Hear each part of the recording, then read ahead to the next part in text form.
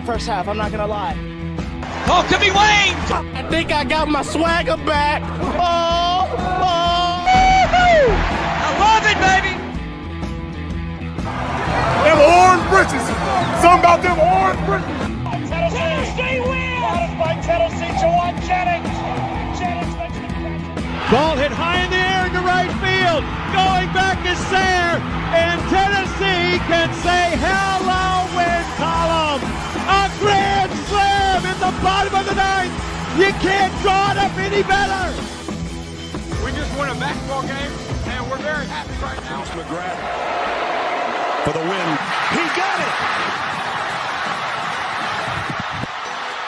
it. If you don't like college football and you watch this one, I'm not sure what your problem is.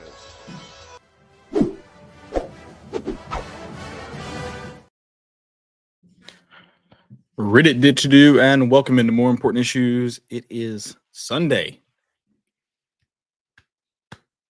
November 23rd. Man, it's over, dude. It's it. That's it. First pod after a win in the swamp. Well, I mean, what do we do? Yeah. Is this our last episode? I'm fine with that. And I thought it's good to have that monkey off your back because it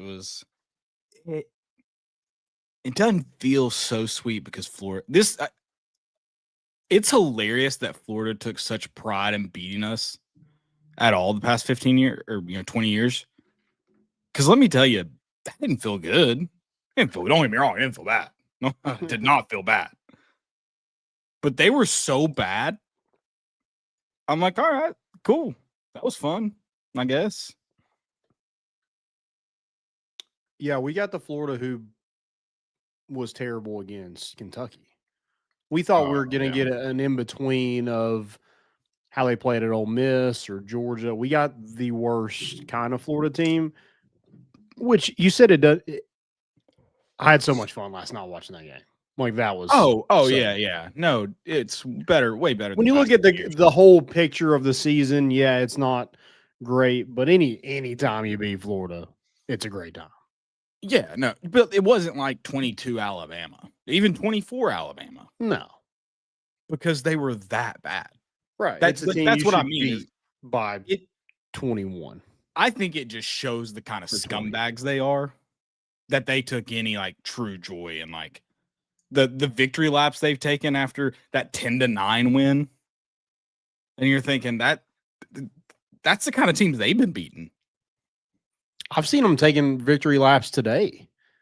Because the graphics about 2003, that they just like to circle 2003. Yeah, which listen, there's some good Tennessee teams in there that they've beaten. Kudos to them. But I mean, I'm thinking like 2018, y'all felt good about that win?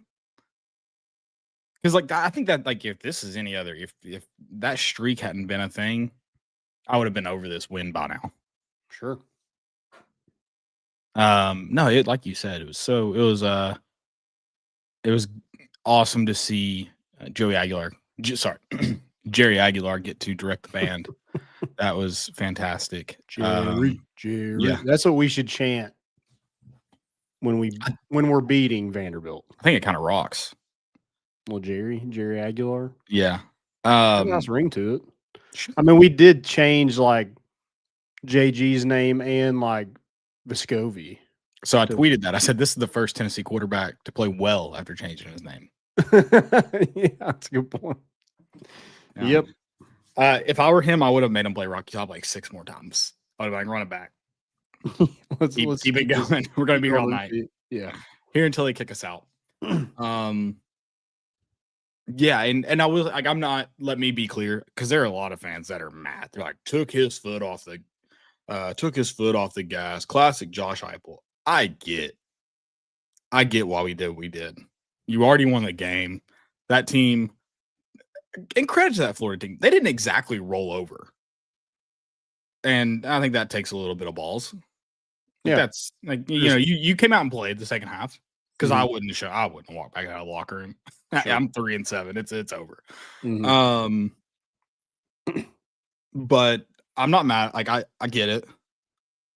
But I think that's the only way I could have still been victory lap in this game is if he had hung 100 on him, like that team was probably capable of. If they had just like pedal to the metal. Here we go. Yeah, I mean that's you're welcome that Josh Heupel isn't as big of a scumbag as any of us are because the whole fan base is like, pour it on. Which shout out to Missouri and probably Eli Drinkowitz. He hates those sons of bitches. Oh yeah, he will hang 100 on them. Yeah. Yeah, I mean, I'm sitting there. I don't think a lot of people got what I meant. It didn't work that it was right before a punt play, but I'm like, kick it to the Italians. Score and score and score and score. Score, score, score, and score, and score, and score, and score. Like Hail Mary every play. Let's just I wanted blood. I wanted DJ Lagway. It's not his fault. He hadn't been around too long compared to the other years of misery. I wanted his head on a platter. I wanted to be a king at a feast and like, this is who you've conquered, king. That's what I took his head. Yeah. So that's it. Like that, but again, probably be in the same boat of like, man, that team was so bad. Yeah. And when it was like, if you watch that game as a Florida fan, why? Well, yeah, you shouldn't have. But I mean, like you're looking at the box scores like, oh, they only lost by 20. But man, we got the ball back with 8 minutes left in the fourth quarter, and we just rammed it down their throat and took all the time off the clock. And shout out to Tim Banks, bend don't break offense. He let them go on like a 65-yard field goal 3-point drive for like 7 minutes in the third quarter. Oh yeah. I'm thinking at what point do you just punt it and try to like score a defensive touchdown because this ain't working? No, yeah. Also, try that strip sack again. Yeah. Also, my favorite thing too, a couple of favorite parts of this game. They take a timeout with 10 minutes left in the third quarter on the half-yard line to avoid a delay of game, which would have been what's that, an 18-inch penalty? Yes. Like, what are we doing? It made me start wondering, was that a safety? Why would you take that penalty, or why would you just take that penalty? No. So part of me was hoping for the chaos of it, they would make a comeback and need that timeout that they wasted, because I would have laughed. But I didn't want to go through that stress either. I wish that if that was a game I didn't care about, I would have really rooted for a comeback for that chaos. I don't know exactly what the score was at this point in the game, but when Joey Aguilar got strip sacked, he jumps on it. We have 3rd and 17, so we're expecting to punt, and then Star Thomas goes like 54 yards to the 1-yard line. I was like, okay, like we are actually doing this. That moment, if I'm not aware of the history of this rivalry, I would have felt bad for Florida. And I'm not a Tennessee fan who needs this win. I would have felt bad for Florida. And I don't feel bad for him because like the first play that popped into my mind was I can't remember what year it was. Tennessee is fighting in the swamp. It was the year that we ended up taking just a lot of tequila shots during the game because it got so bad. I think it was Jeremy Pruitt's first year. And Daniel Batuli recovered a fumble, but his foot was out of bounds. That's what it is. Like nothing goes our way, which happened a lot in this game, or not last night's game, but this rivalry. I thought you were talking about the COVID year when we got a pick down like 24 points and we had a little bit to drink and Deuce was like, we got a chance. No, not that one. No. But yeah, I think that was Jeremy Pruitt's first year. It was in your old house. It was like just the 4 of us watched that game for some reason. Yeah. And yeah, we were.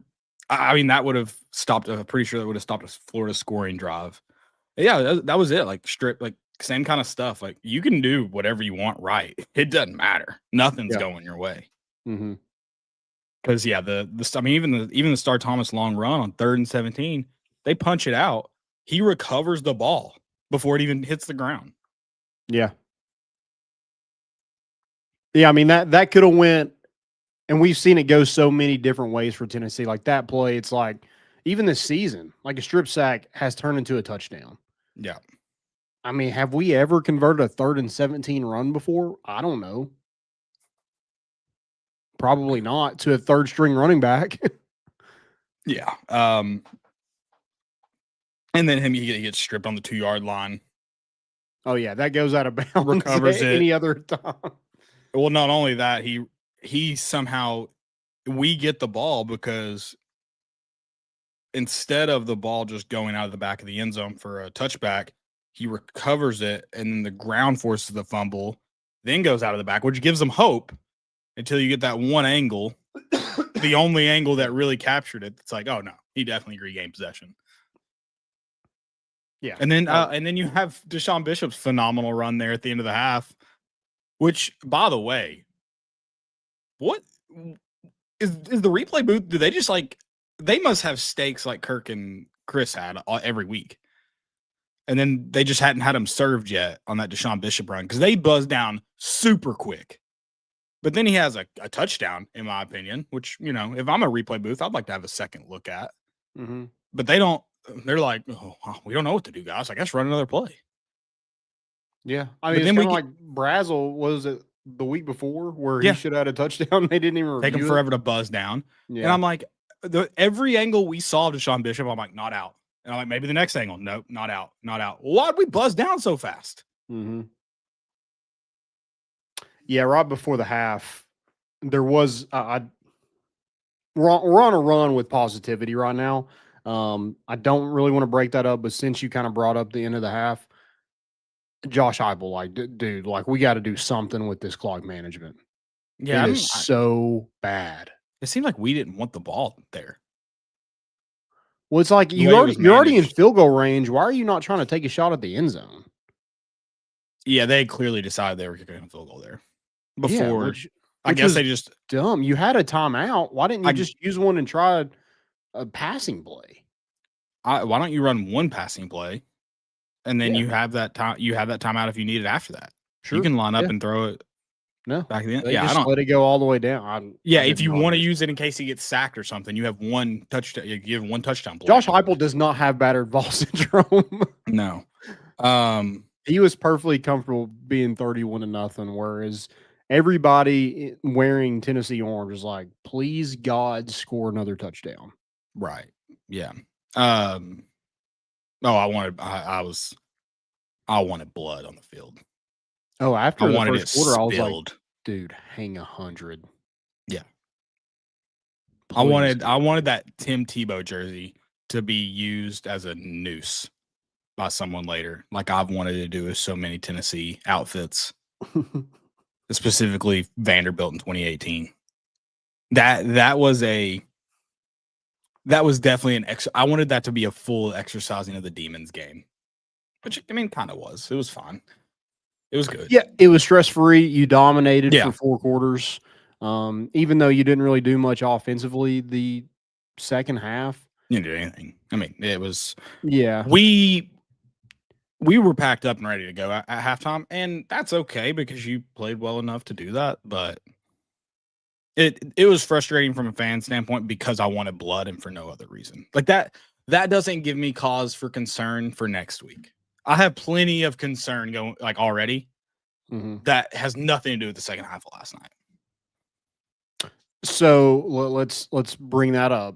You feel better about next week because of what happened last night?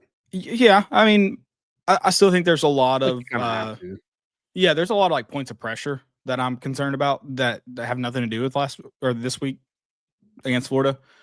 But I think when you see how the offense moves so efficiently, I feel like the defense just played so much fast, and maybe it's because Florida's that bad. I don't know. I feel like they played so much faster. They just look so much more confident. Yeah, they still suck at tackling, but at least they flew around the field doing it. Like Idris Farouk, buddy, duck your head one more time, I'll lose my mind. But at least you're flying after tackles doing it. He's gonna break his neck. I mean, unfortunately, someone get his head up. Good God, it's sickening to watch. I mean, he is a laser. He is going to whiff on a lot, but if he makes contact, it's going to be a highlight reel. Yeah. Which is when he makes contact, his head's always up. I'm like, I wonder if he's thought about it. Just imagine if you could see what you're tackling. That first play that gets called back, that they slip that, was it a tight end or running back? They slip him out. Yeah, late. it's a running back. Idris Farouk comes in. I mean, he is counting the hashes as he's running at him. 1, 2, 3. I mean, good Lord. Whiffs him. I don't think he knew. He couldn't tell you what number that guy was because he didn't look at him for a second. No. And I don't think he could tell him what shoes he had on because he wasn't looking down at his shoes. He was looking at Idris Farouk's shoes. His head was so far down. But then, which he doesn't wrap up on a few big hits, but his head's always up when he's hitting the guy. And man, he can hit people hard. Yeah. Just, ooh. Yeah, it's good. Yeah. So there's other concerns they're concerns we kind of knew about, nothing new. But yeah, I like the way the offense moved the football. I love the wrinkles. Handing the ball off to Mike Matthews out of the backfield. He's breaking tackles. He's following blockers. Yeah, sign me up for more of that. The way we got Ethan Davis involved, sign me up for more of that. That dude's a freak athlete. You get how did Chris Fowler mispronounce his name too? Van Dorslier. He just read it, which is fair. Got even Deshaun Brain had a catch. Got our tight end super involved. It was it definitely feel better in some areas. And that game's in Neyland. And this game this week wasn't so much of a we knew how bad Florida was. So that's why I put so much on this game. Because would have been ugly if you lost it. Yeah. And the question going into this game was how does Tennessee respond with not being in the playoff contention anymore? Sure. Are they going to be up for that game? And Caleb, you just mentioned kind of Mike Matthews running over people, Ethan Davis running over people, Deshaun Bishop running through tackles. I mean, Tennessee was way more physical than Florida, and that hasn't been the case in a long time with just dominating a Florida team physically, especially on the road. So that was good to see. I think that kind of answered some questions for me of what this team looks like. Do they still think they have something to play for? Mm-hmm. And they look like a determined football team last night. Yeah, we'll see if it carries over, but man, that it looked like they were motivated to win out. Sure. And you talk about talking about how physical they played mixed with, they mentioned Tennessee. Josh Heupel showed a video Friday night, some video, I guess, that they had put together to explain the importance of this rivalry. It must have been the video that Roy and Beard showed the team at halftime at West Ham before they came out and just got 16 red cards and fights every play. It must have been that video. They're crying before the game and everyone's like, what is going on? And it turns out it's just going to be a bloodbath. Yeah, it was. Yeah.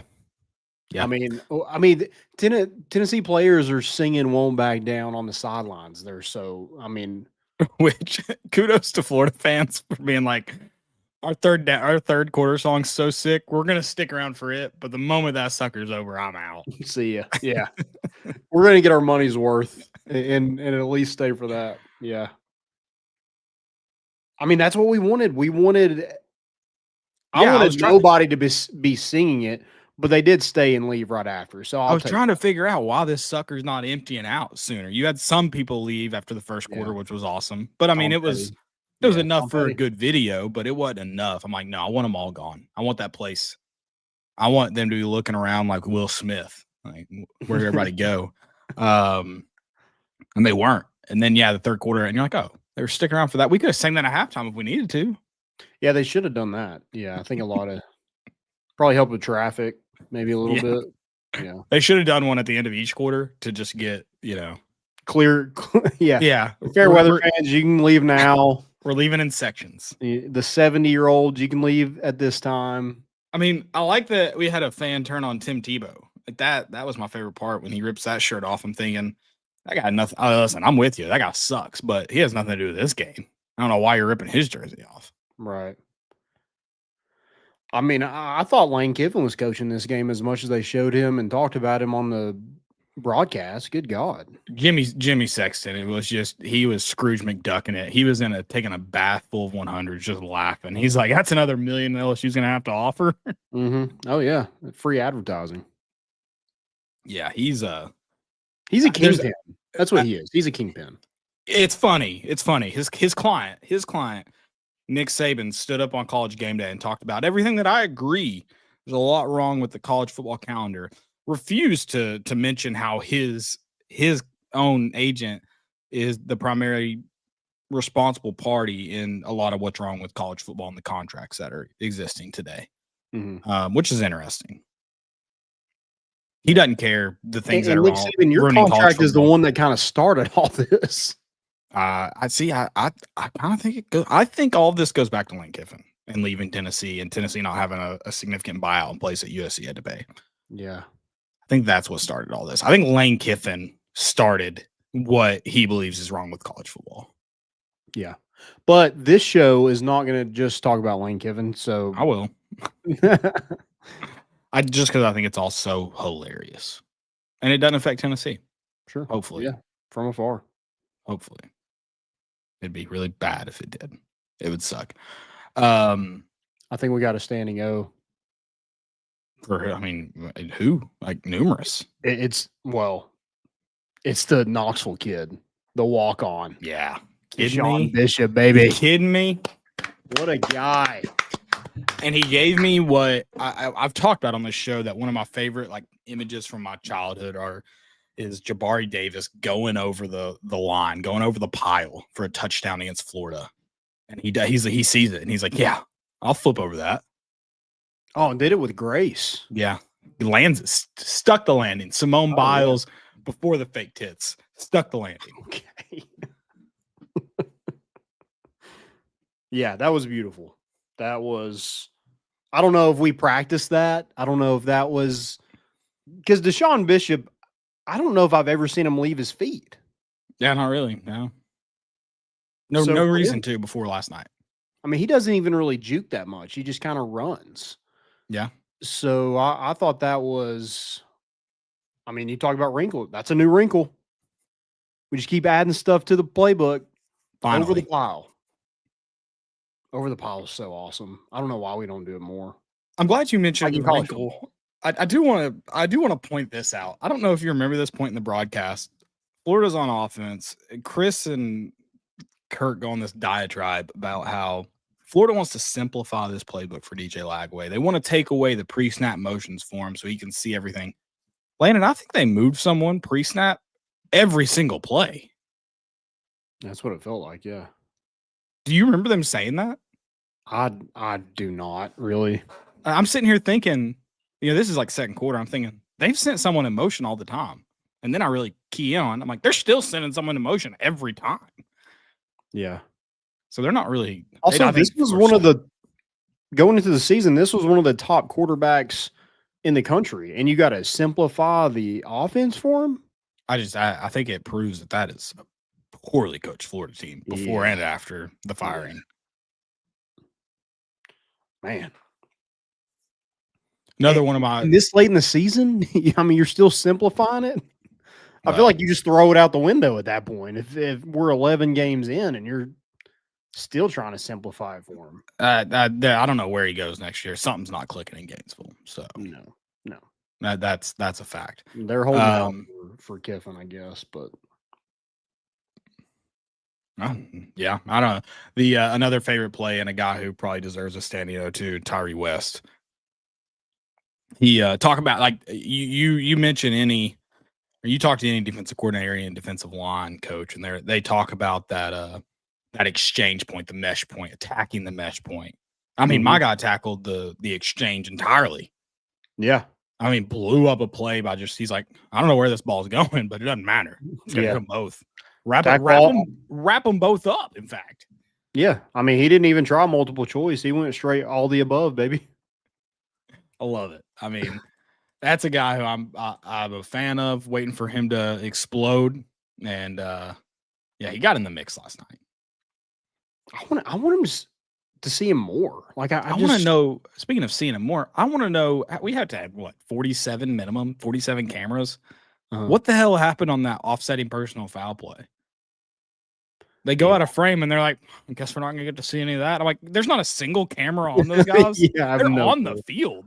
Yeah. We were tracking the chain gang at one point. We can't track two guys playing. Yeah, I don't know. I didn't even really. I remember that happening, but I don't remember like I mean, we didn't really see a replay, did we? No, we see them kind of fighting, like not physically fighting, but like Who locked was up with each other. Tyree Weston and an offensive lineman. Okay. And they just kind of go out of frame, and then they try to find it on the pylon cam. They go out of frame there, and they're like, yeah, I guess we can't see it. Is an offsetting personal foul, is that even worth throwing a flag for? I mean, I just think it's the dumbest thing. I think that's a problem. That's my problem if it's the Tennessee player that reacted, because I'm like, that flag came out on them. Did you react? Are we that dumb? Yeah. If you were the offsetting one, I think you're dumber than the original guy. Who was it? There was somebody in another game earlier that day.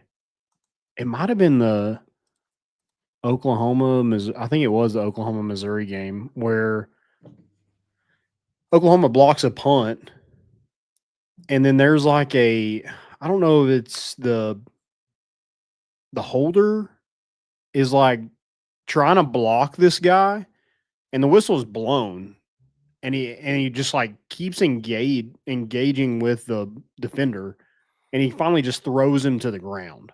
The defender does. He's like, dude, it's been blown like 4 times. He finally just, and I think he knew it was blocked, so he was just trying to get a penalty called. That's smart. It's good football right there. But the play was already dead, so there was a penalty, but Oklahoma got the ball already. So. That's fine. Back them up 15. Well, so we got to win this field position battle. Field position. I mean, that's what specialists are supposed to do. Change the field position. So yep. Maybe he was a punter. I don't know exactly what the play looks like. So heads up play. On his ball. Absolutely. Real quick too on the get into like guys who impressed. I mean, Joey Aguilar being the first guy to go in since Casey Clausen and win in the swamp with some good quarterbacks to be named prior to him that couldn't do it. Credit to him. But I'll say this. Shout out to the guys around him because he did not have to do much. He played excellent, threw some good passes, made some good plays offensively. But the guys like Deshaun Bishop, Mike Matthews, Braylon Staley, Chris Brazzell, even DeJuan Morris, who ran the ball well in the limited action he got, Star Thomas, Ethan Davis, they did not require much of their quarterback. It was not all on Joey Aguilar in that game. Yeah. That was a full-on team effort. Guys made plays all over the field. Yeah, 100%. Monty brings up that heads-up play to get on the ball after the strip sack. He didn't have to do a whole lot. And we were going into this game thinking like, oh, it could be a shootout. Mm-hmm. And Tennessee's going to have to – I mean, I think Tennessee wins this game easily if they don't throw the football at all. Yeah, it looked that way, yeah. Because we just ran it down their throat, and it was working, and Florida stayed in that. I mean, you had numbers every single time. I mean, you could – when they walked up to the line of scrimmage, you could tell when we were going to throw and when we were going to run every single time. And they couldn't do anything to stop it. So I think they were worried about Tennessee taking the top off of it. And then Aguilar and Halsley and Heupel were like, okay, we'll just kill you by 1,000 cuts and just keep running it for 4 or 5 yards a carry and until we bust one. Yeah. So that was fun to watch, just dominating up front. And then our running backs, because I put on like things I want to see on Saturday. It was like, I need to see us run the ball effectively. It doesn't have to be great, but run the ball enough to open up the passing game. I mean, did it with flying colors. Just ran all over them. Yeah, and it's interesting. We talk about how deep this Tennessee offense struggles against a 3-3-5 defense going back into the poorly coached Florida team. So going 2 high safeties the whole game was certainly interesting. Yeah. I don't think there was a time they weren't in a variation of 2 high safeties the entire game. Yeah. So, I mean, yeah, I guess don't get beat deep. Kudos, but Yeah. I mean, Tennessee won this game by 20 in the Swamp, and how many? Braylon Staley had 1 catch. Chris Brazzell had 4. So 2 of your best playmakers touched the ball 5 times, and you won by 20. yeah, and I mean, that's part of it too. Is you had guys that hadn't really been called upon much either, hadn't really stepped up. But you had Mike Matthews step up in a much bigger role than he had previously had. And you get the tight end looks with Ethan Davis and Van Dorslayer. So yeah. Deshaun Bishop is 114 yards away from 1,000. He's had a good year. And his average is good year. His average is 6.2 yards per carry. That's higher than Dylan Sampson's was last year. That had to shoot way up last night because wasn't he like 4.3 yards per carry going into the game last night? How did that happen? I don't know. I thought he was. I thought it's 6.2. Maybe it was just an SEC play or something because they showed a stat. Yeah, that's crazy. Yeah.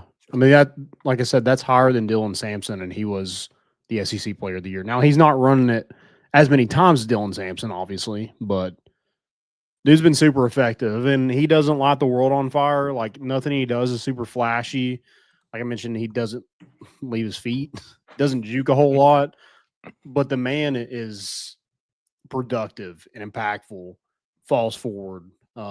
I mean, he's a heck of a football player. And Tennessee was lucked out that he didn't go somewhere else at a high school, and even could have went after his true freshman season when he redshirted, stuck with it, and now he could rush for over 1,000 yards in the SEC. It's insane.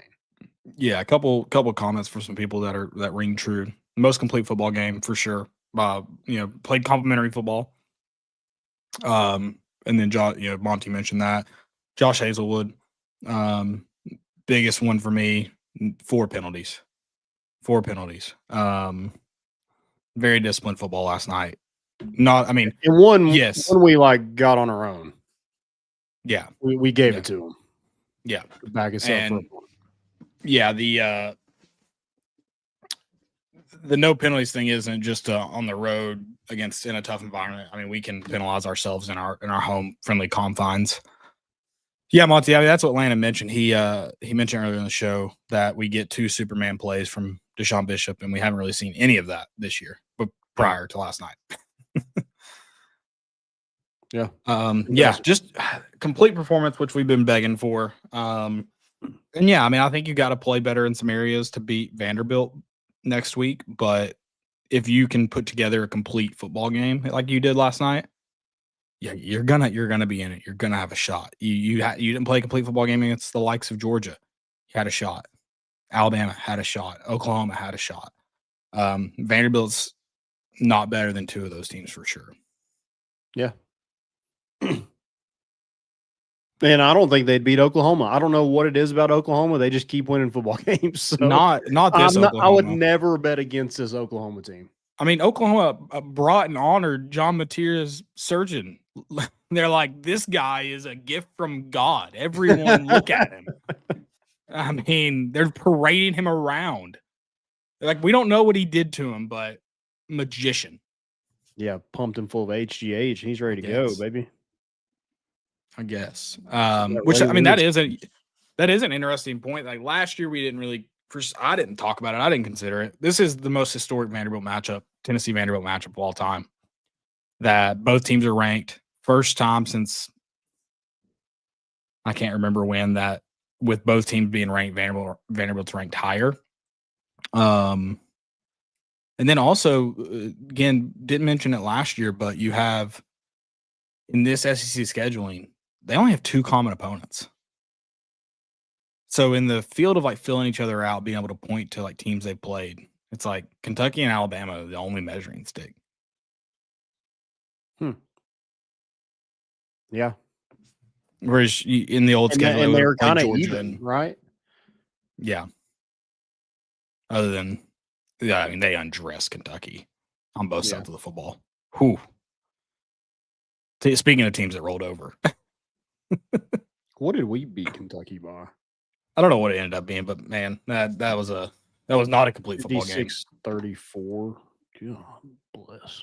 Yeah, we let them score. We let them get theirs. Yeah.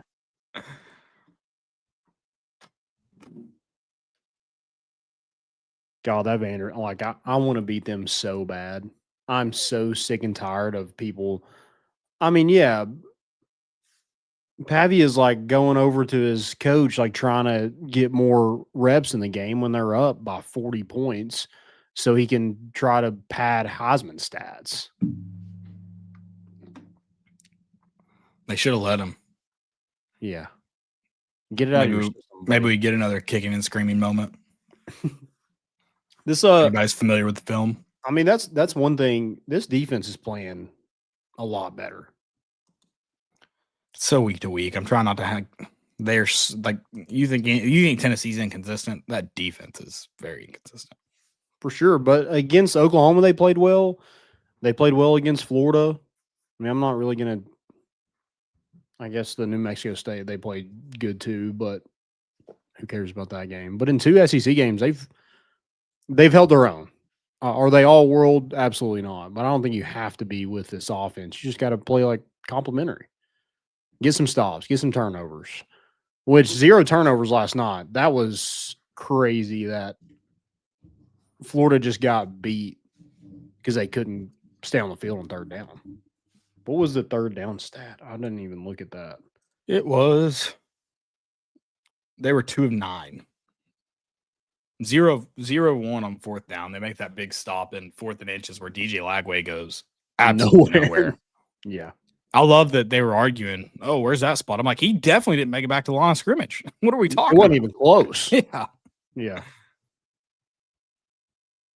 Yeah. 261 total yards is what Florida had. And they had a 38-yard run by Lagway, and they had that wheel route that went for a touchdown. And I mean, it was only a 38-yard run. Golly, it feels like it was like 60. Yeah, it did. But I think he had a total of like, what, 39 or 40? Yeah, he had 40. It was a 38-yard run. He had 40 total rushing yards in that game. Yeah, there's a lot of – I don't know. How many sacks did we finish with? 2. We finally got home, Landon. We finally got home. Yep. Just 2 sacks. Wow. I would have thought more. Dude, Jeremiah Telander, what a game for him. Yeah. I mean, he did a really good job controlling the defense. He was the communicator out there. It looked like he did a good job of having everybody where they were supposed to be. Yeah, and you weren't really worried about Florida taking the top off of it because they had so many wide receivers out. And I think you don't really have a backup star right now with Boo Carter gone, so you went with 3 linebackers, and I think that helps Jeremiah Telander. He can play C-ball, go get ball. Yeah. Him and Arion Carter, they both played really well last night. Arion Carter, I think he's back. He looks healthy. Yeah. Him dumping Lagway early felt good. Mm-hmm. Yeah. Yeah, I mean, all 3 of those linebackers I thought played really well last night. And David Hobbs, man, that dude's a freak. I hope you're able to get that. Yeah. Get him back because he's really good. Yeah, good defensive performance. I mean, I guess people are pissed about the 11 points they scored in the second half. That's fine. Whatever. A lot of people. I've seen way too many tweets that were and Facebook posts about being upset about the second half. It's the only complaint I had was the clock management at the end of the half because I was like, dude, you don't know how. We saw Tennessee score 28 unanswered points in 2016. I do not want any kind of. If you can get points, take points. Sure. Yeah, that Florida offense wasn't scoring 28 last night. Wasn't going to happen. Yeah, no, I mean, Tennessee wanted to get the hell out of Gainesville, which I can't blame them. Yeah, place stinks. I've smelled that smell. It's not good. Yeah, we did it. all should have just shook hands after Tom Petty. Yeah, probably before Tom Petty. I mean, turns out I should have. That's the latest I've stayed up in weeks, and I should have just gone to bed and been happy at halftime. Like, it was over. You didn't miss much. No, it was over. Very, very fun second half in the regard of nothing happened, and that's good in a Tennessee Florida game when you're up 31. Yeah, when you're able to just like watch it on TV and not really like it's kind of almost background noise. Like you're watching, but like you're cutting up, not really into the game. Those are the best. Oh, absolutely. All right. Anything else for the Swamp?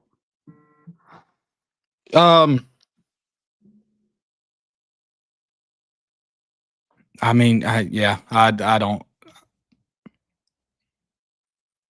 No, I think that's really hit on the hot points. I'm sure we'll continue talking about this game because it's the first time since 2003 that Tennessee's won in the Swamp.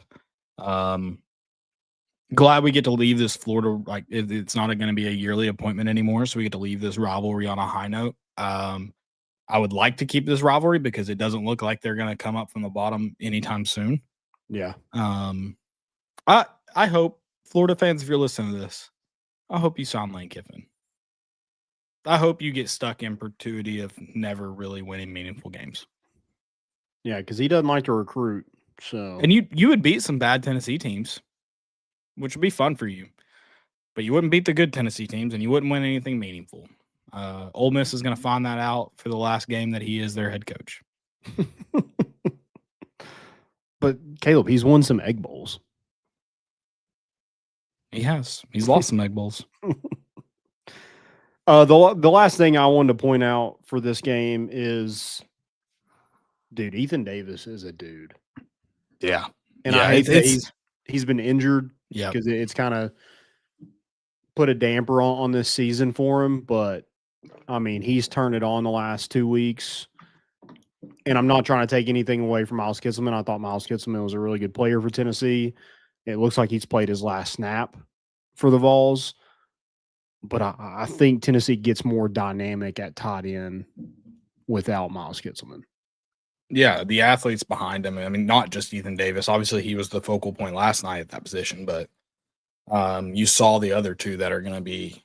You're going to keep one of them. I don't know if you keep both of them. You'll keep one more of them, but the athleticism that's going to be at that position in the future is huge. Yeah, 8 out of the 17 completions came from tight ends. I mean, that was a focal point. I think the first play went to Ethan Davis. So, I mean, that was just a point of emphasis going into this game. It was like, we're getting Ethan Davis involved because of what he did against Oklahoma and carry that over. And I think you're going to need it next week because I think Vanderbilt, I mean, they don't have any, just studs on defense, but they play fast. They tackle well, and they're just kind of gritty. So I think you need all the playmakers you can have against that defense, and just go let your athletes be athletes. Oh, absolutely. Yep. And Josh Heupel wants to use the tight end position, like you said. That's very evident last night.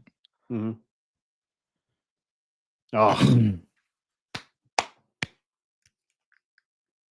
I'm glad I didn't go because I know how things would have gone had I been in attendance. But kudos to the many Tennessee fans who did not let the inevitable bother them. Oh, yeah. I mean, I was so jealous of all the fans that got to witness that in person. I wish I could have done that, but like you said, it would not have went that way if we would have went.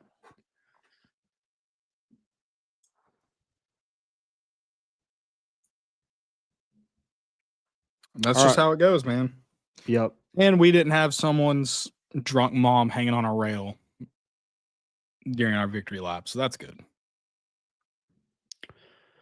Yeah, I just hope this week is just super under the radar for Tennessee. It's all going to be about Vanderbilt and Pavia and Heisman and the playoffs, and we just get to be that rain on the parade.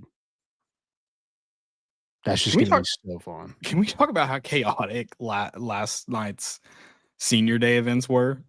You had Diego Pavia's family, whose mom looks like she's not wearing pants. Brother's wearing a full tux. They get Theo Vaughn in on the action. And then Stepdad Theo Vaughn. Stepdad Theo Vaughn. Then you have LSU, Brian Kelly's son, who has no one to escort him, while also wearing a free BK shirt. College football can't get any crazier. And then senior night comes. You're like, what is going on? Yeah. Free BK, so he's admitting he killed somebody. I don't know. Yeah, that's what. Yeah, he had the teardrop on his. Yeah, I don't know what's going on. I mean, yeah, maybe Brian Kelly was on the pedal tavern that Diego Pavia's mom climbed off of before that game. I don't know, man. Then this wasn't senior day, but you had Dan Lanning take shots at the SEC that he used to coach in. And then it was basically like, yeah, we played a real opponent. We didn't play Chattanooga State this week. Also, how dare you come at Chat State like that? Exactly. Also, when he was at Georgia, this is during COVID, there was a video of him saying, like, this is the SEC, like we play an actual opponent every week. So in just a couple years, he is, which, hey, like whoever pays your checks, right? That's who you're loyal to. I just think that's hilarious that it's brought up that, well, you didn't say it when you were coaching the SEC. Yeah. Yeah. Yeah, watch Chattanooga State. Yeah, they don't have a football team, and it's a JUCO. Yeah. If they have a JUCO baseball program, is who you're attacking. Mm-hmm. That sounds like they shouldn't take strays like that. No, I think they should sue him for defamation. I love that. Yes, please. Yeah. You know what? I don't get. And another thing I don't understand about the whole scheduling thing is the SEC is also changing that. And yeah, everybody hates the late game SEC playing nobody. Everyone hates it, Dan. But it's also obnoxious to hear a coach that plays absolutely nobody complain about it. Yeah, yesterday was their first ranked win of the season. So, actually, it was the first team that I guess they played. They played Penn State, who was ranked. Okay, gotcha. And they played Indiana and lost. So, yeah, they haven't played anybody since. They haven't beat anybody since Penn State ranked. Awesome. Whatever. I don't care. I also don't know what is the whole scheduling going to look like, because yeah, you're going 9 SEC games. I guess they're going to expand the playoffs to 16 where you can basically have 3 losses, but the SEC's not making it any easier on themselves getting more teams in with going to another conference game. And then Notre Dame gets to play one opponent at the beginning of the year, and then that's it. Yeah. Oh, yeah. I mean, that. And then you have the ACC, who none of the top teams play each other, so they can just, hey, we have 2 losses, so we're automatic. Like Miami's probably not going to be in the conference championship, and they're going to be the highest ranked at all of them. Which that also is kind of dumb. Where they lost who they lost to. This is, I don't know. Yeah, that. Whatever. They're taking off their hats though, Landon. They're taking off their bias hats before they step into. I mean, I'm not sitting here fighting for Tennessee, but I mean, if we're looking at who we've played, who we've lost to, who we've beaten, I mean, our resume is better than Miami's. Easy. They've got Texas on the hunt right now, Landon. Oh, yeah, I saw that. Yeah, Arch Manning is back in the Heisman race. It only took him 2 weeks of playing decent football for him to get back in the Heisman race. But Joey Aguilar lost 1 game to Georgia, and he has yet to be found on it again. Yeah. Whatever. That award sucks anyway. No one cares about it at Heisman. Oh, it's a fake award, and it has been forever. Sure. It's a popularity contest. Yeah. Bringing up Nico. I mean, is that that's the worst bet of all time, right? Worst bet to win Yeah. Heisman? No. I'm talking about I'm not talking about a Heisman. Going to UCLA? Yeah, just trying to like call Tennessee's bluff, trying to get him to pay more money, and then bringing up like you don't have enough around me, so he ends up at UCLA, and they're just atrocious. And then look what Joey Aguilar, the guy who we traded for, like UCLA, like yeah, we don't want him. You can have him. We'll take Nico.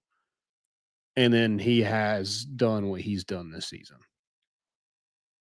Yeah. And I mean, even looking at the Oregon, like he wanted to go to Oregon. Well, doesn't look like they had much more talent than Tennessee. Sounds like he would have cried him and his family would have cried wherever they were at. Yeah, I think it worked out. So good to get that. Good riddance. Good luck in your future endeavors. I don't know. Yeah, I was It is funny. I forgot to say this about the Dan Lanning thing. They did play Montana State this year. So early in the year. Is that? Yeah. He's doing the whole thing that every coach in the Big 10 and Big 12 have done in the last 5 years, where they complain about the SEC having this late game scheduling thing that they whatever. I don't care. It's dumb when you get to play Minnesota and Rutgers late in the year. Northwestern, basically the same thing. Yeah. So I don't know. Whatever. Sure. Don't care. Your 69-3 win over Oklahoma State looks really good. Whatever. Yeah, that team was really competitive. So glad you got that one out of the way. They played Hang your hat on that Power 4 team. That's fine. Who's also terrible. Really scheduling those tough out of conference matchups. Sure. David Gabriel Georges, Caleb.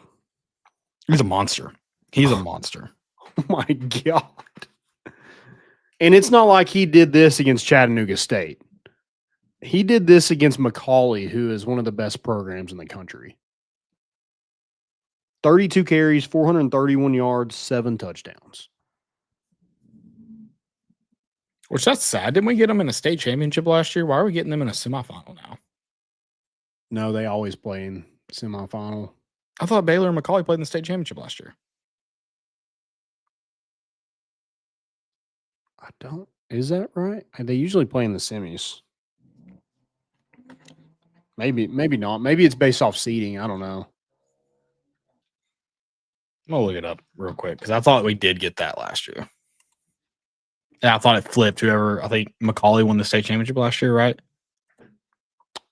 And I think it flipped because I think Baylor won the regular season matchup.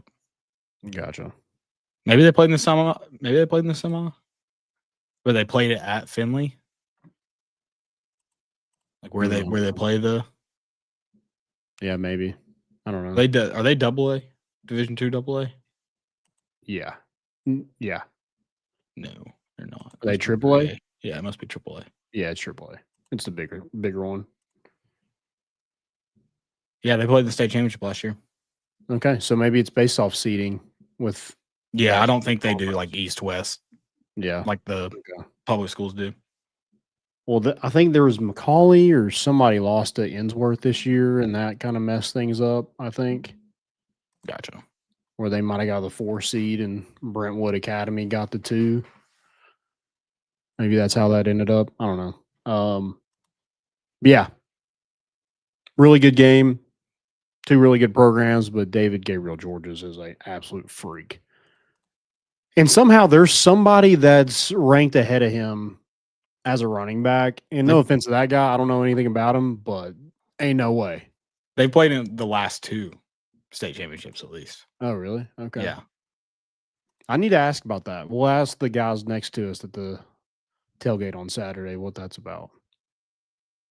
Oh, are they Baylor? Oh, are they Baylor Macaulay guys? What are they? They're Macaulay guys. Yeah. Oh, okay. I didn't realize that. Yep. Yeah, no, I think they seed them because they're not travels, whatever for private. Well, they're all schools. basically in the same conference. They all play each other. Oh, across the whole state? I think so because Catholic is in that. Yeah, they are.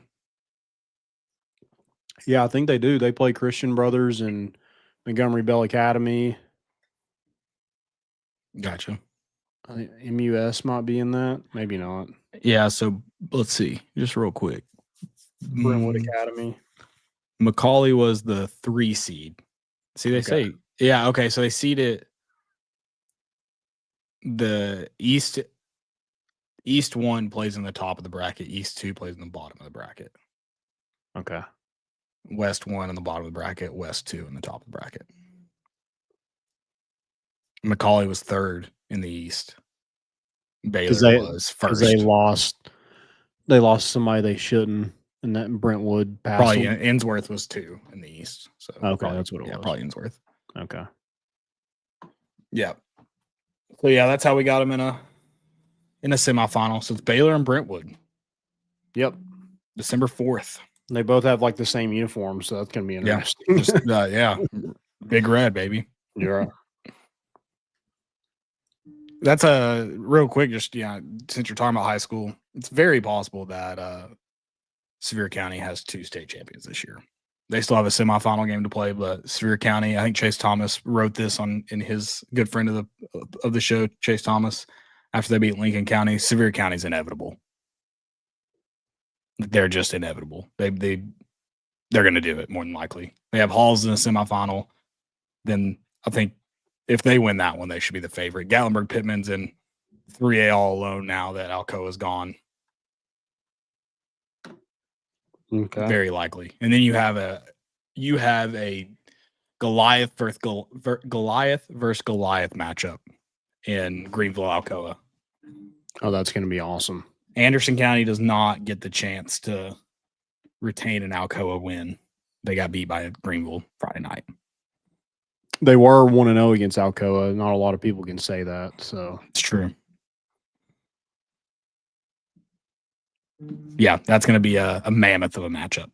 That'll be Eagleton. Eagleton's I don't know how long they've been a school, but aren't they in a state title? No, they're in a semifinal in 2A. I forgot about them. Yeah. Blount County is going to be back around us having a say for Title County. Now, Maryville did get eliminated by Blackman this week. So my Rebel boys are down bad. But Blount County will get their say.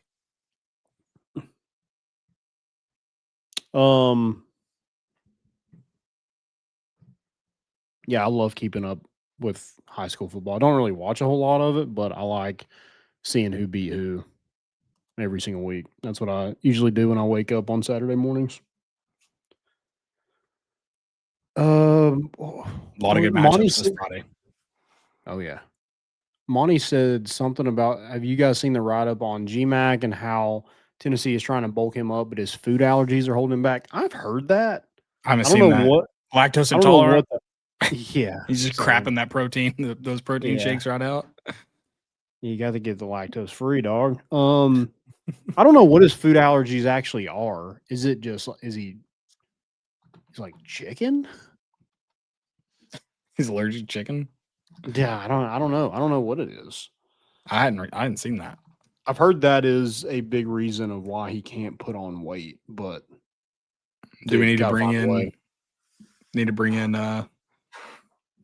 Tom Brady's guy? Get him on some kind of plan like that. I mean, I think if we do see it bulked up, I think we got to parade that guy around like John Mateer's doctor, right? I agree. Build a statue. All right, let's talk some college football. Big things happening. Playoff implications. A lot of playoff implications next week. Looking forward to Which someone was complaining about. Oh, I know who it was. That David Ubin. He's like, oh, this game has playoff implications like the last 3 games. I'm like, is that supposed to be a dig at the playoff? When it stopped mattering in week 7? Yeah, buddy, you still get to write columns that people read for another 4 or 5 weeks. Why are you upset about it? Yeah, it's crazy to me that we're complaining about that. So this Vanderbilt Tennessee game would have 0, like, oh, we're fighting to see who gets to play in the Pop-Tarts Bowl. Only Caleb Mitchell's excited about that.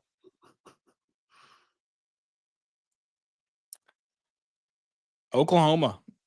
All they got to do is beat LSU. They're in. Surely. They would be the lone SEC team left out, more than likely. Who? Oklahoma? Yeah.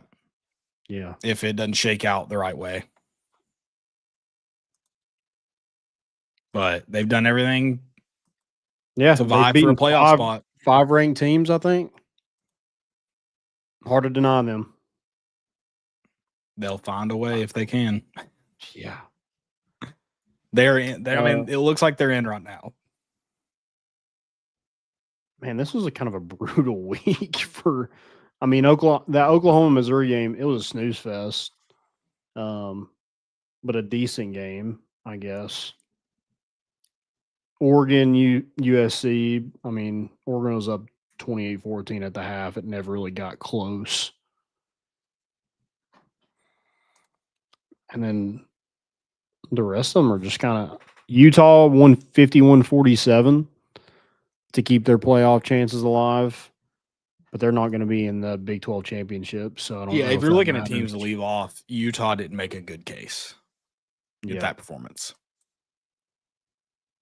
And BYU, which they're going to be in the Big 12 championship, so they have basically a play-in game against Texas Tech. But if they lose, are they still in? Or I think it's one of those where performance-wise, they could still be in if it's a good performance, but it could be a playoff game. Yeah. Mm-hmm. Georgia Tech's going the wrong way. They lost to Pitt 42-28. They play Georgia this week, so at 3 losses, but they're probably going to be in the. Well, no, they won't be in. If Virginia beats Virginia Tech, it'll be Virginia and SMU in the ACC championship game. Yeah. And then at that point, I think Georgia Tech would be behind Miami. So Georgia Tech might have screwed themselves out of the playoff. Sure. Utah's an interesting one now that I'm looking at them. I mean, you got to put BYU in before them. But because Utah BYU and Notre Dame, who aren't close in the made-up college football playoff rankings, why does Notre Dame have a better say than Utah? Both of Utah's losses will have been to more than likely playoff teams. Yeah. They've beaten the same amount of playoff teams. Sorry. Yeah, go ahead, assuming Pitt sneaks in. So they may have beaten none of them. Notre Dame. Yeah. Notre Dame should never be allowed to be in playoff conversation until the final week. They should only get in if there's no one left standing in Power 4. Sure. Because they shouldn't be able to keep Utah out with what we know right now. Notre Dame shouldn't. And Notre Dame's playing good football. I think they are probably a top 12 team. But when you look at, they haven't beaten anybody. And if that's what the committee is looking at, you got to go with it. You can't just be like, well, look who the wins are. And then, but Notre Dame, like we got to put them in because they're Notre Dame. That's crap. I mean, we see this every single year. We see Notre Dame in a playoff. And I guess besides last year when they went to the championship, but other than that, they're usually the most overrated team ever. Yeah. That's an interesting one. Alabama's probably going to get in by default unless we get some black Notre Dame magic is happening. ahead of Miami, aren't they? And Miami beat them. Yes. Both 8-2. That makes no sense to me.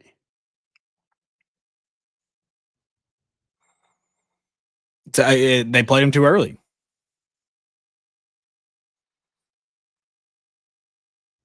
It's crazy.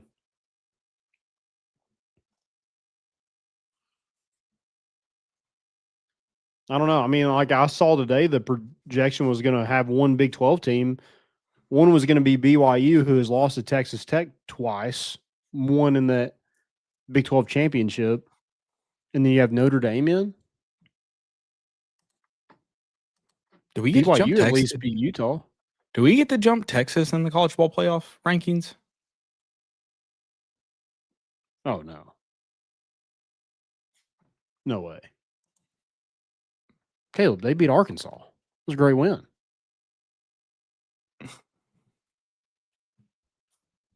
They are probably going to lose to Texas A&M, or Texas A&M's already in, so they don't really care about it. So they, if it's Texas A&M, do you do that? Do they miss out on the SEC championship game if they do that? Would it be smart to just lose that game? Not to play the extra one? I don't know what it looks like.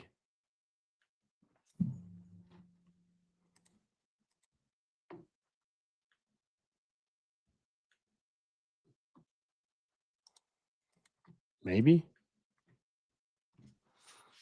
Maybe so.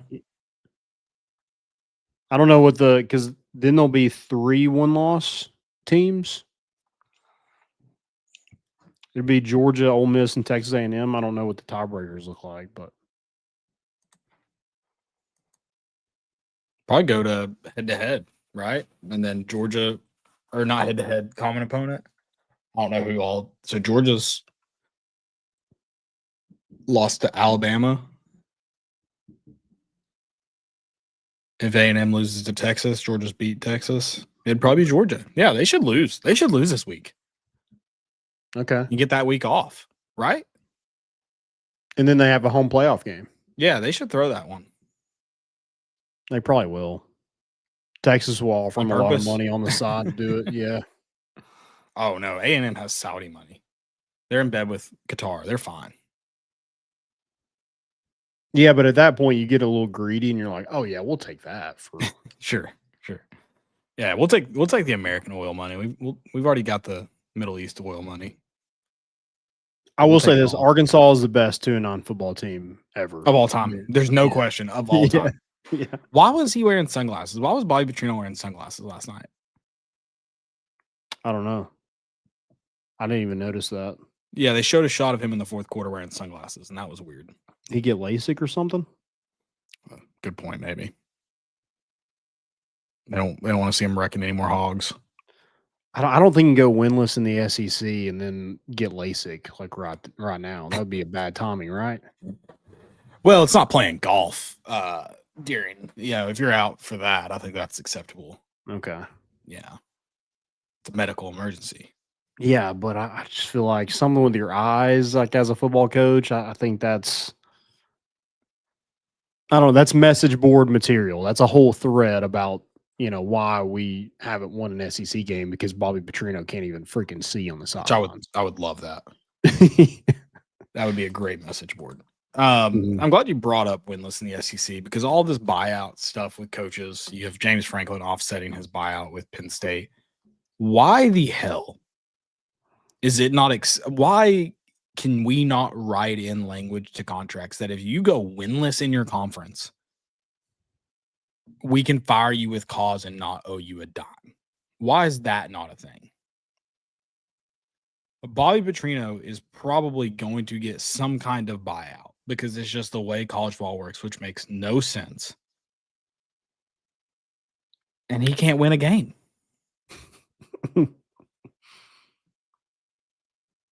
And I can't make sense of it, Landon. It doesn't. I'm just thinking about Butch Jones and how much money we paid him to fetch coffee at Alabama. And he went winless in the SEC his last year. Yeah. It's mind-boggling to me.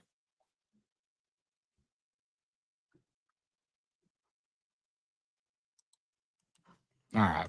Were we their last SEC win?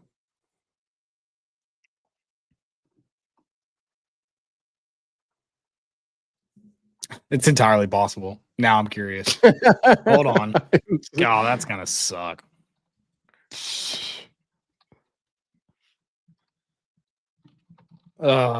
Surely they found one somewhere, right? Please say they did. Surely they played. Did they play Mississippi State last year? Surely they beat Mississippi State last year. Yep. We're good. 58-25. They played Mississippi State after. Oh, thank God. We're good. All right. Thank God. Ooh. October 26th was their 2024 was their last SEC win. And it was Mississippi State. It was not us. Oh, thank God.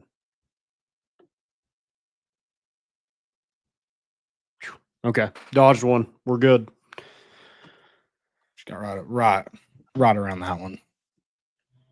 Yeah. Anything else for college football? I mean, there's Michigan at 9-2. I don't like Michigan at all, but I mean, they have a chance to do something they do every year is beat Ohio State and sneak into the college football playoff.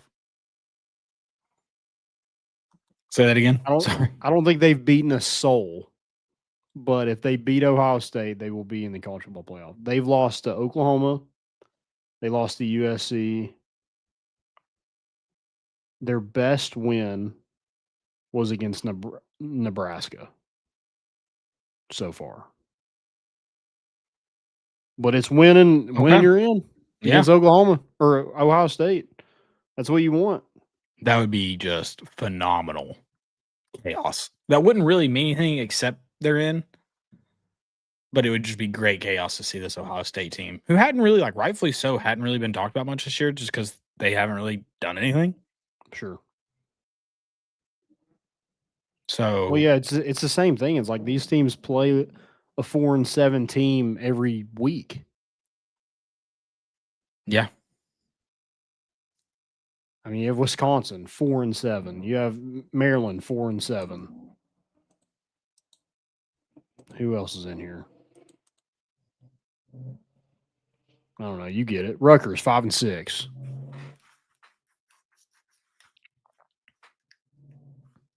I don't want to hear anything from Big Ten fans about Tennessee's schedule when Michigan's best win is against Nebraska.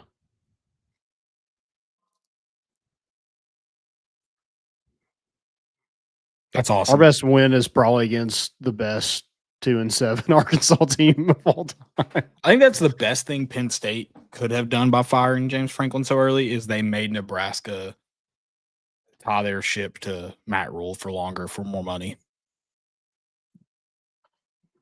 Wait, what? Penn State forced Nebraska's hand on Matt Rule by firing James Franklin early. So they just made Nebraska suck for another 5 years. What about Florida State hanging on to Norvell for another year because they're like, we're not getting any good coaches this time around. So yeah, kind of smart because maybe he drums up some magic and maybe we're not that good, but maybe he can go 12-0 again. We know we weren't that good 12-0, but maybe he could do it. Yeah. I don't blame him. This is a crazy year to fire a coach, so I don't blame him. Yeah, it's kind of like tanking in the NFL for a top quarterback. You're like, I mean, we're definitely not going to get the top quarterback this year, but we could next year. Yeah.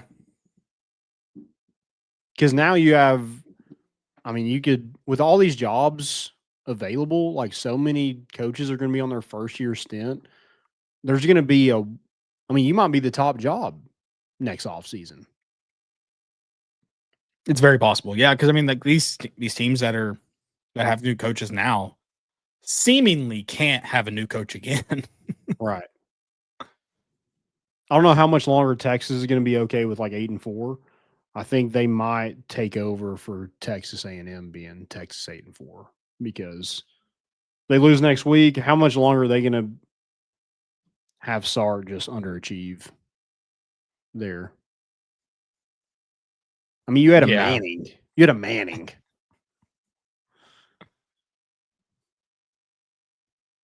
Yeah, I mean, sorry. Yeah, I don't know how much longer he'll. Well, I mean, Florida State's going to be one of the top jobs. You're not going to compete with a Florida, LSU, and Auburn, and Penn State. I don't know. What do you think is better, Penn State or Florida State? Better job. Probably right now, probably Florida State. And that's probably the usual answer. I think Penn State with the Big Ten expanding, so you've got the likes of Oregon. And I mean, USC can be a good job in there as well as Michigan and Ohio State. Like, they're not a top Big Ten program. I think it's easier path to winning for sure. At Florida State. Yeah. And you're in the state of Florida recruiting wise. Mm-hmm. I mean, and like being a Florida school in the transfer portal era has to be awesome too, because like so many kids that kind of get left to the side but are really talented. Why not just come home, baby? I can't wait till Brian Kelly's at Florida State next year. It's gonna be awesome. No shot. No shot. There's no way. If he is, I mean, Florida State fans, hang it up. We'll welcome you with open arms. We can hate Florida together. You can come to Tennessee. I mean, that's the thing is like who out there is like, I mean, Lane Kiffin's the hot commodity this year. After him, it's like, I mean, James Franklin's already going to Virginia Tech. Does he use that to kind of springboard somewhere else? Maybe, but you brought up a good point how Lane Kiffin's a hot commodity this year, and when he stays at Ole Miss, he'll be a hot commodity next year too. So don't forget that. That's true. Okay. Yeah, maybe Florida State's like, hey, they're going to get a coach. If it's not Lane Kiffin, maybe we can get him next year. Yeah. The bad thing is, like, you know what LSU's throwing out there, so you got to go a little higher than that. So whatever you're willing to spend. I don't know what kind of resources down there in Tallahassee. I know you got Sabre. That company could. They are in Tallahassee. Good call. Yeah, maybe do something down there. Did they go out of business when Dunder Mifflin went under? They were Dunder Mifflin, so I guess they went under, man. They're done. Yeah, I think the kind of tablet that was just a triangle. I think that was the end of them. It was a bad pyramid. Nah, the pyramid was ultra successful. It was the lawsuit associated with the pyramid that wasn't good. Yeah, is that what it's called? The pyramid? I think so. I think so. All right.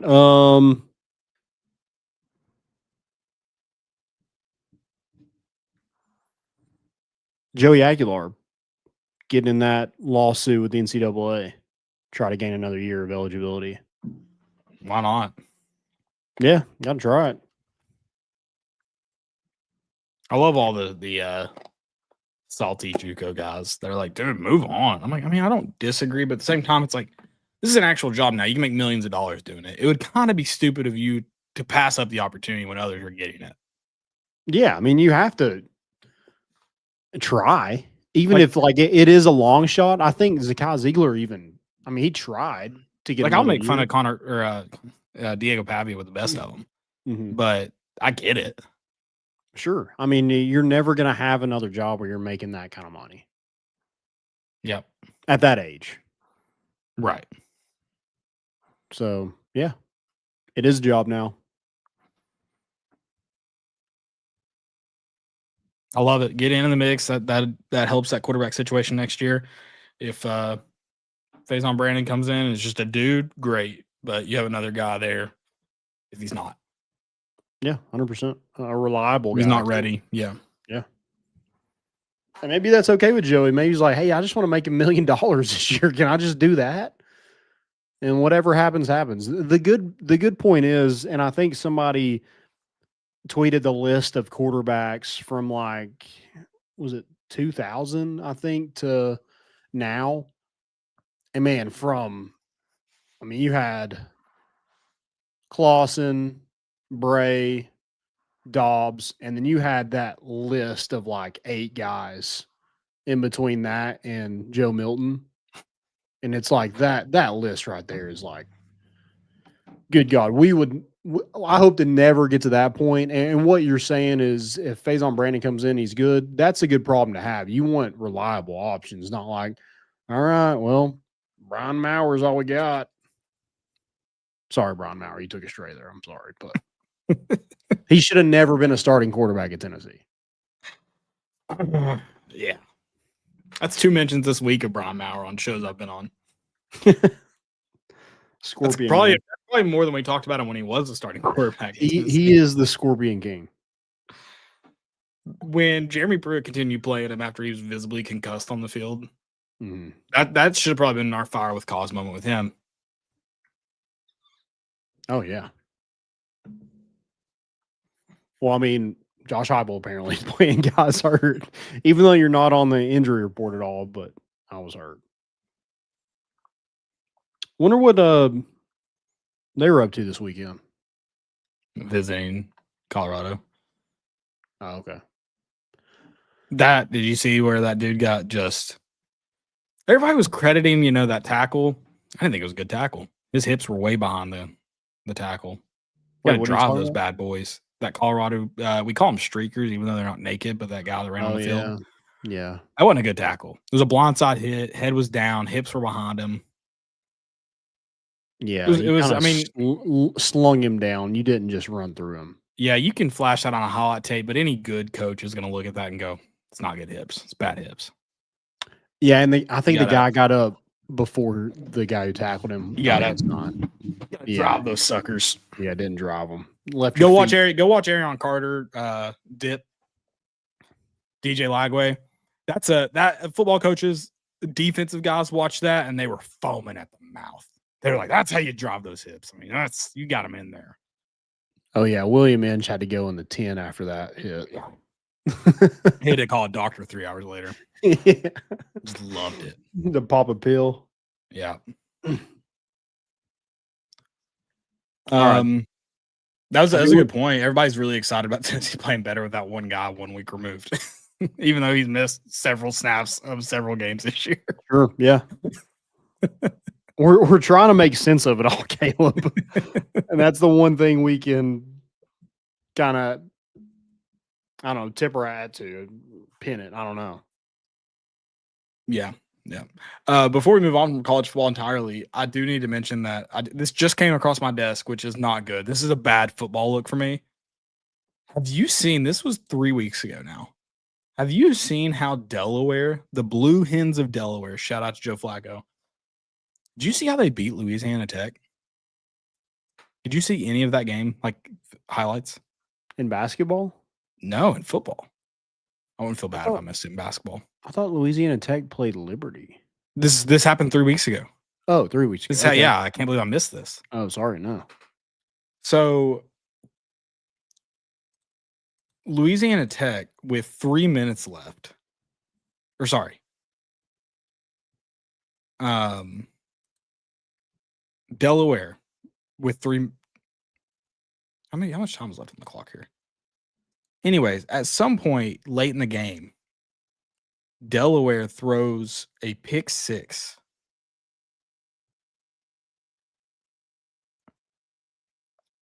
I'm trying to find the amount of time left on the clock when they did this. 2 minutes and 23 seconds, Landon. They throw a pick 6. They were up. Louisiana Tech could have just fell down, made them use timeouts, ran the clock out. They run a pick 6 back to go up 5. Or to go up, sorry. That was to go up 8. Go up 8. Run it back so Delaware gets the ball with 2:23 left. They go and score a touchdown. Fail to convert the 2-point conversion, so they attempt an onside kick. First one's a failed onside kick.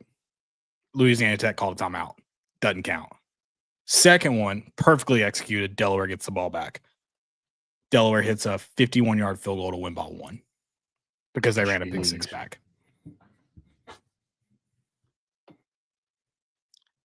That one's going to sting in the annals of LA Tech football history. That's what should have happened to Oklahoma when they were throwing the ball up. Yeah. If it was anybody other than Tennessee, the football gods would have been right on their back, and that team would have won. To be fair, they tried to with that interception. They tried to be like, they don't deserve this win. Here you go. Yeah. And we said, no, we don't deserve it either. You have it. Yep. Oh, well. Is what it is. James Madison's still in the hunt, by the way. Yes. They're not getting any help. They're not getting any help, but they're in the hunt.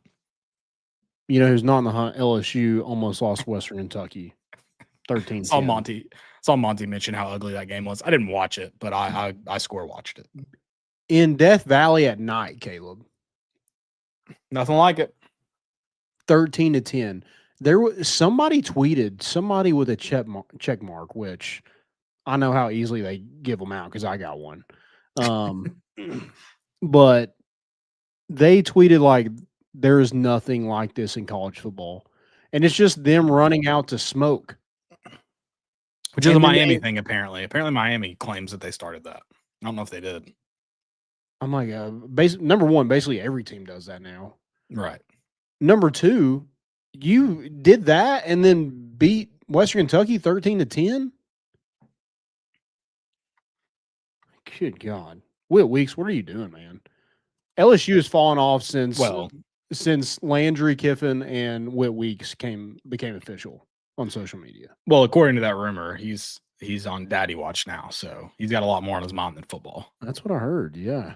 That would be the ultimate FU to a baby daddy if you just don't go to his team. The things that people make up in the South about college football are just fantastic. Like, just sit around and just make this stuff up. Mm-hmm. It's crazy. I love it. Yeah. Guys, go check out our good friends at Hovey Dry Goods, hoveydrygoods.com. Use promo code MORE for 15% off that first purchase. Again, MORE, 15% off that first purchase.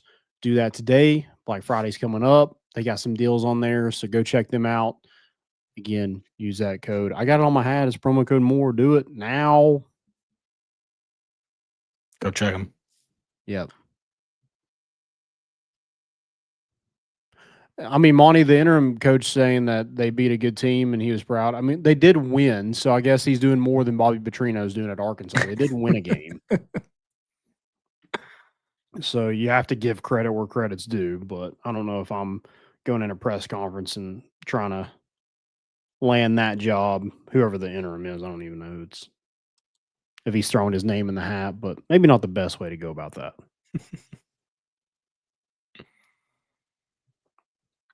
All right, Tennessee basketball coming up tomorrow night. Going to Vegas, baby. Vegas. You know what happens. Oh, dude. So, you going? The Vegas? No. No. It does suck tomorrow. Tennessee plays at 1:00. Yep. Pretty sick scheduling there. They play Rutgers. Rutgers is not good. I think they are 4-1. Who they lost to Central Connecticut.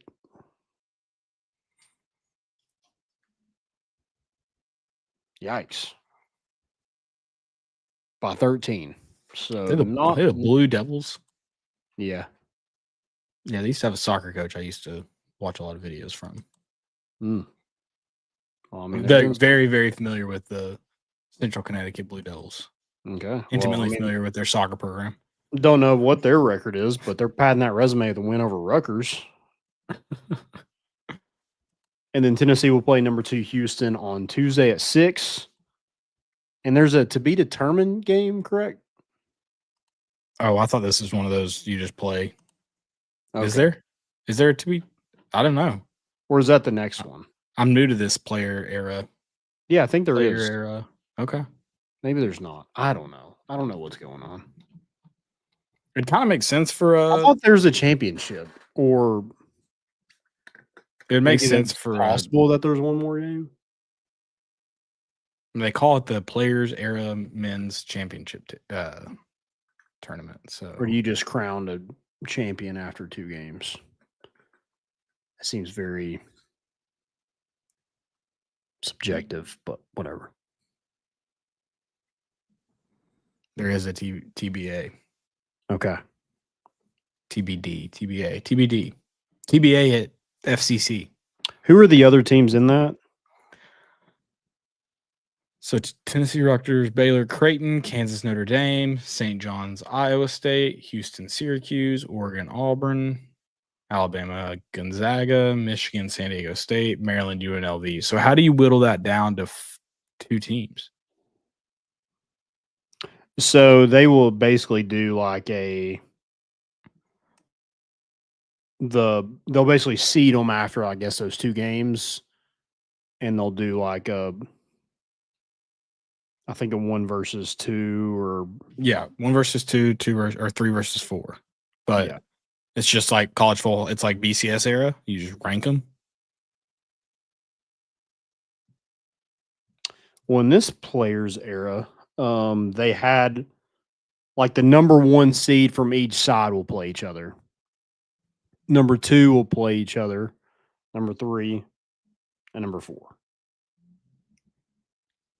Because there's 2 sets of brackets, correct? I don't know, man. This is so confusing to me.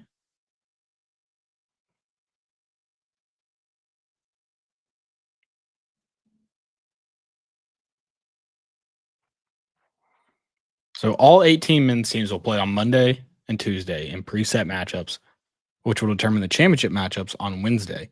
Okay, teams that finish doing it different than last teams year. that finish 2-0 entering Wednesday will be first to qualify for the Players Era Championship game and the third place game with 1-1 teams to follow.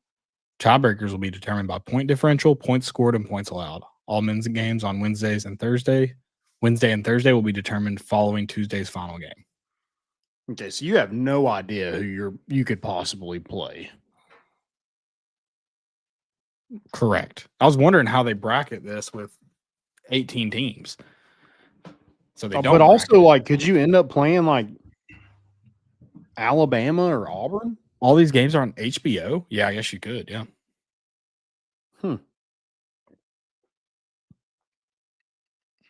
That's different because I thought they always kind of split that up where you would never play like a conference game this early. I guess not. I don't know. Interesting. Okay. Well, there you go. Championship game will be But then it says 26 on Wednesday. Okay, so it says that, but then later it says all men's games on Wednesday and Thursday will be determined following Tuesday's final game. Oh, I guess the women play on Thursday is what it is. Okay. No, what is going on? This is so confusing. Who knows? We'll just figure it out as we go. We'll just go 2-0, and whoever we play is who we play. I don't know anything about this tournament. Because it says there's games on Wednesday and Thursday. But I don't see any games that could be played on Thursday for the men. This is coming from the NCAA website. This is the Players Era website, and it just says the men's championship is on the 26th. That's what it's showing there. The third place is at 7, championship games at 9:30. Okay, there's consolation games Wednesday and Thursday. Okay. So we're playing 3 games no matter what. Correct. Yeah. I don't plan on beating anybody, Monty. I'm a Tennessee fan. I just show up each day. Yeah. I don't know about Houston. I don't know really any. I mean, obviously they're good. They're going to be physical, but Steve Pearl almost beat them. I like Tennessee's team. Now, I would love it a lot more if you had JP Estrella, but it doesn't look like he's going to be available. But this is going to be a good kind of gauge to see where Tennessee's at. So excited to see that. Oh, yeah. And then after that, then you have Syracuse at Syracuse. And then you have Illinois at home. Number 8, Illinois. And then after that, then you have number 6, Louisville. It's going to be these next few weeks. You're going to find a lot out about this team. Hopefully what we think we know is right. Mm-hmm. It is crazy. We play Illinois on the 6th, and then we don't play another game until Louisville on the 16th. We have a 10-day break. Finals. Is that what it is? I think finals is during that stretch, yeah. Okay. Shout out to the football calendar. People Or the still do NCAA calendar. That's still a thing? That's still a thing? Not really, but you say it is. Okay. Gotcha. All right. Well, hey, Tennessee volleyball beat Florida 25-19. SEC championship. Man. You're the Vols.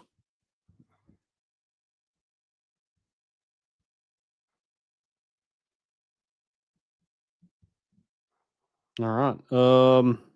Anything else you kind of want to mention or throw in here? No, I think we've capped it all off. Yeah. Let's put a bow on this week.